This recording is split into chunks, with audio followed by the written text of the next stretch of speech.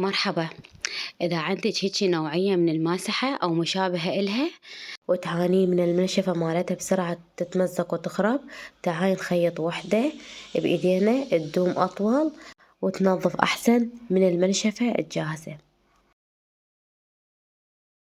عندي هاي القطعة اشتريتها من مجمع يبيع حاجب ألف، يصير ملمسها مثل الخاولي. إذا عندك خاولي ما تردينه عادي تقدرين تخيطين بيه همين. هسه راح أبدي آخذ قياس الماسحة.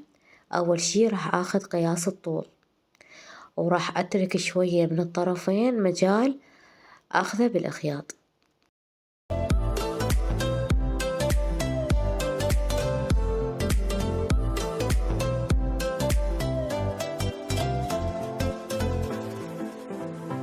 وهسه أخذت قياس الطول وراح أحدده بالمقص، وراح أبدي آخذ قياس العرض وهم أنطي مجال بالطرفين على مود أخذه بالخياط.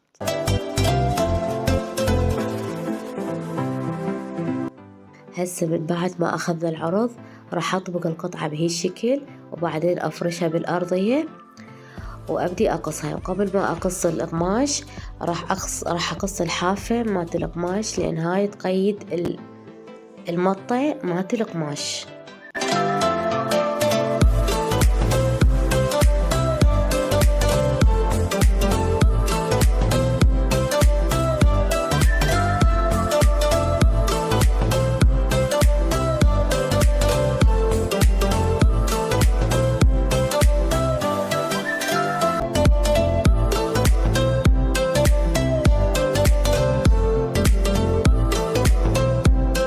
هسه راح أقص القماش وآخذ القياس اللي أريده، وبعدين راح أبطل القطعة بقطعة ثانية حتى تنطيني سخن بالمنشفة، على مود من أبدي أمسح الأرضية بيها تسحب لي الماي وتنشف لي الأرضية. هسه أخذت القياس اللي أريده وإجت فيت بالماسحة، وهذه هي البطانة اللي راح أبطن بيها المنشفة. بس أكو شغلة ثانية، البطانة لازم تصير العرض مالتها أقل من العرض مالت المنشفة، أما طول البطانة لازم يصير فيت ويا القطعة.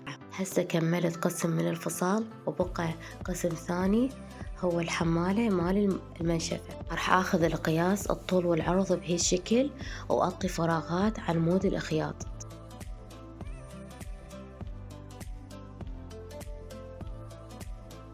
وهسه راح أطبقها وأثخنها، لأن هي هاي نوعية من القطع تصير خفيفة فما تتحمل، فلازم أعطيها ثخن على مود تصير قوية والمنشفة ما تتمزق وتبقى مدة طويلة.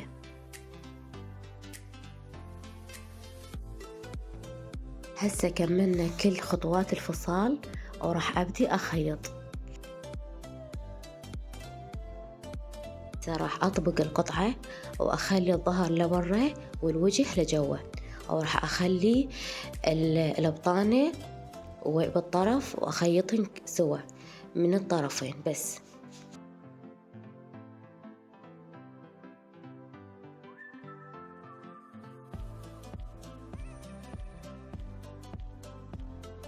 خيطت الطرفين وراح أقص الزايد وأقلبها على الوجه بهيج شكل.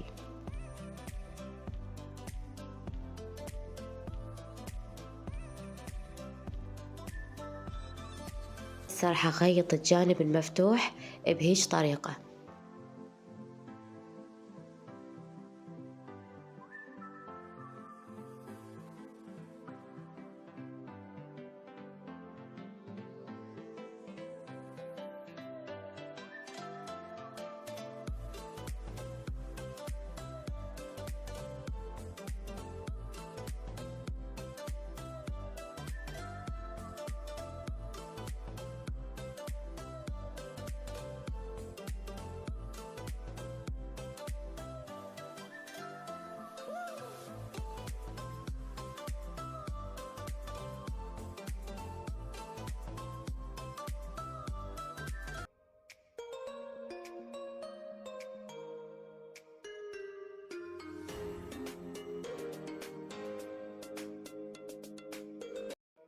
تمام. هسه كملت خياطة الجهة المفتوحة، وهسه راح أبدي أخيط الطرف الثاني على مود تثبت البطانة ويا المنشفة.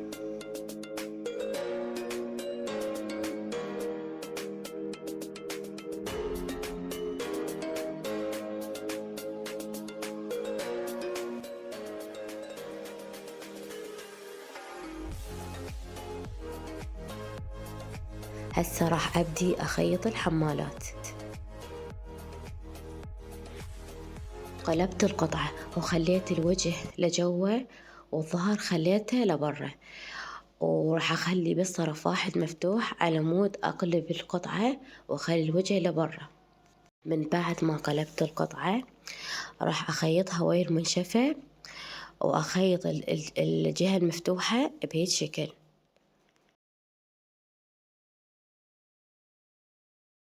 راح أقلبها بهيج شكل وأبدأ أخيط الأطراف أكثر من مرة حتى ما تتمزق.